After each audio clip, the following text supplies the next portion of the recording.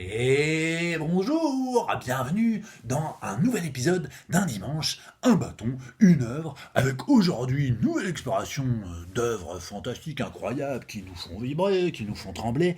Et en l'occurrence aujourd'hui, je vous le donne dans le mille, un artiste dont le nom n'est pas piqué des hannetons, Guillaume Dimanche. Guillaume Dimanche, grand artiste devant l'éternel, qui ici, je vous présente un florilège de ses œuvres, des choses très diverses et en même temps très unitaires. Par exemple, ces deux formes qui ne sont pas sans rappeler quelques fétiches, dont ne sait quelle culture d'ici ou d'ailleurs, avec donc du caoutchouc, un manie maniaque chez Guillaume Dimanche, qui consiste souvent à utiliser du caoutchouc, et pas n'importe quel caoutchouc, du caoutchouc qu'il récupère à partir de vieilles chambres à air, parce que c'est un grand praticien de la bicyclette, ce Guillaume Dimanche. Et en l'occurrence, vous le voyez ici, il est piqué de différents petits picots. Ce sont des clous qui sont dorés à la feuille d'or. Enfin, on y croit.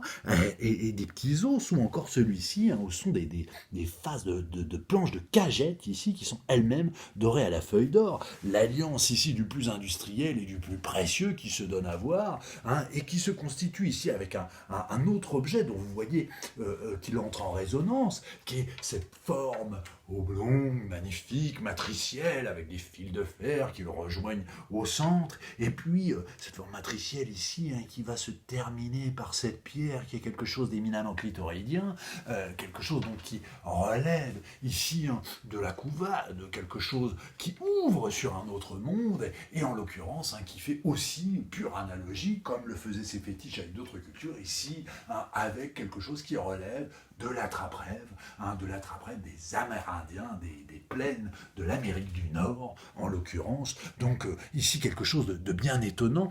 C'est un artiste qui est complètement fasciné par la notion d'environnement, d'écologie, et en particulier ici, l'on remarquera que ce caoutchouc a quelque chose à voir avec la notion d'anthropocène, ce que d'aucuns aussi appellent poubellocène ou plastocène, un poubellocène dont on remarquera ici que le marqueur plastique sera le marqueur géologique de ce qui fera le marqueur du passage de l'humain, cette curieuse bête, dans des millions d'années, dans les strates géologiques qui seront explorées par on ne sait quelle autre espèce plus tard dans le futur. Alors en l'occurrence ici, ce qui est étonnant, c'est que ce caoutchouc, c'est une invention qui a médusé les Européens lorsqu'ils ont commencé à explorer et conquérir de manière très coloniale, tambour ronflant, l'Amérique, que ce soit l'Amérique du Nord ou l'Amérique centrale, mais en Amérique centrale plus particulièrement, des cultures comme celle des Mayas, des Aztèques et autres connaissaient le caoutchouc et l'associaient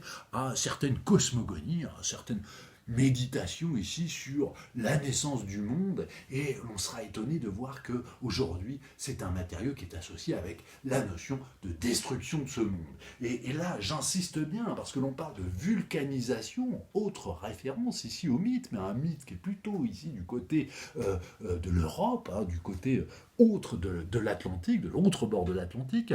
Donc vulcanisation qui consiste donc à transformer les polymères ici du caoutchouc pour pouvoir en faire ces chambres à air. Chambre à air donc qui relève d'une forme de destruction. Je attirerai votre œil enfin sur un dessin très élégant ici de Guillaume Dimanche, et en même temps très effrayant. C'est l'alpha et l'oméga du paysage, un paysage de Trinity ici, le premier essai nucléaire aux États-Unis en 1945, un très beau travail de Lavie que vous voyez là, et se concentre ici sur ces anciennes terres amérindiennes, la possibilité de la destruction pure et simple, tant et si bien que l'Anthropocène aujourd'hui est regardé soit par le marqueur plastique, soit par le marqueur atomique. Et là, l'on voit que la boucle est bouclée, de la cosmogonie à la genèse jusqu'à la destruction.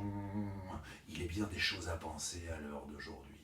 Je vous souhaite un bon dimanche et je vous donne rendez-vous la semaine prochaine, demain, dimanche, pour un nouvel épisode d'un dimanche en bâton une heure. C'est une autre exploration, un autre travail d'heuristique sur ce qui relève de l'histoire de l'art et du cochon. Au revoir!